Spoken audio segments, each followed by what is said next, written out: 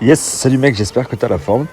Briefing de ta semaine. Donc comme je t'ai expliqué dans le briefing du cycle numéro 1, cette semaine et la dernière semaine, on va dire plutôt tampon, avant de passer sur des choses bien sérieuses avec beaucoup de volume d'entraînement et tout ça dans l'objectif de casser la baraque et d'aller exploser les perfs le jour du concours.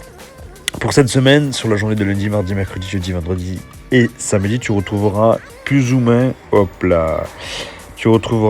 le même agencement que ce que tu avais pu trouver la semaine dernière, à quelques différences près, où je t'ai rajouté un module qui est la mobilité post-séance. Donc là, en gros, l'idée pour toi, ça serait de télécharger cette application-là. Je te montre.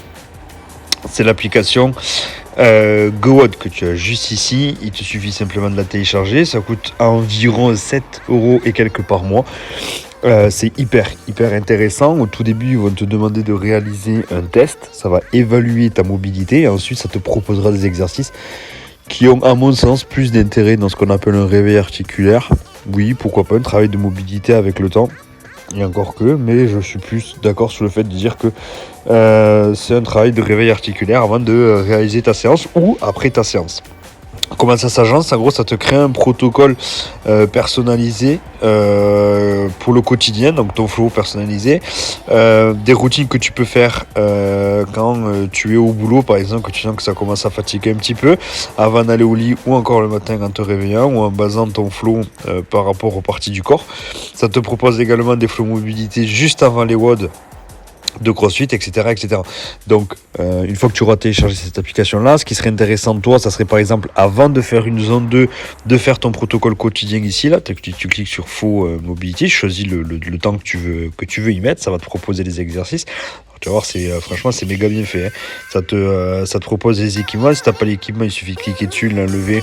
Du coup, ça recalibre l'entraînement pour justement éviter que tu aies utilisé ce genre d'équipement-là. Et ensuite, derrière, tu vas voir, boum, ça t'envoie ton flow avec les exercices, les objectifs, les vidéos, le décompte que tu as juste en bas, etc. Donc, c'est quand même vraiment plutôt cool. Donc ça serait plutôt par exemple avant la zone 2 et avant les séances de CrossFit, pourquoi pas te faire ton pre-WOD. Donc en gros tu t'arrives un peu avant, tu cliques sur pre-WOD, le temps que tu as face à toi, 3 minutes, tu vas rentrer les mouvements du WOD. Je te dis des bêtises, je sais pas moi, test to bar, on peut avoir du dumbbell squat clean, etc. Tu cliques sur les mouvements, le matos, encore une fois que tu aurais à dispo, ou alors tu cliques dessus pour l'enlever si tu l'as pas, et après encore une fois ça te créera ton donc ça peut être pas mal, ça peut être cool. Il suffira simplement de cliquer dessus en validant pour pouvoir me faire un retour si ça a été fait ou non.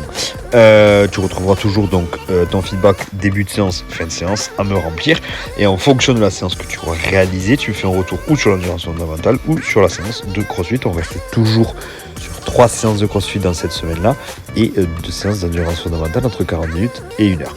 Sur la journée de dimanche, tu vas retrouver la particularité donc du coup de cette semaine, tu vas retrouver tous les tests que j'aimerais que tu réalises dans la semaine. Ces 4 tests, tu les réalises quand tu veux, où tu veux. Tu peux les faire avant une séance de CrossFit, tu peux les faire avant une séance de mobilité, avant une séance d'endurance fondamentale, il n'y a aucun problème là-dessus. À toi juste de voir comment tu te les répartis. Idéalement, tu fais test 1, test 2 en puissance critique et puis test 1, test 2 en vitesse critique, plutôt dans ce sens-là, ce qui te permettra de pouvoir à chaque fois réaliser l'intégralité du test avec un max d'énergie. Chaque test, quand tu cliques dessus, tu verras un coaching tips, tu auras le détail de ce que je te demande et de ce que j'attends de toi. Sur les tests de puissance critique, le test se fait sur des bike racks, donc ça il faudra que tu le fasses obligatoirement à la salle de CrossFit.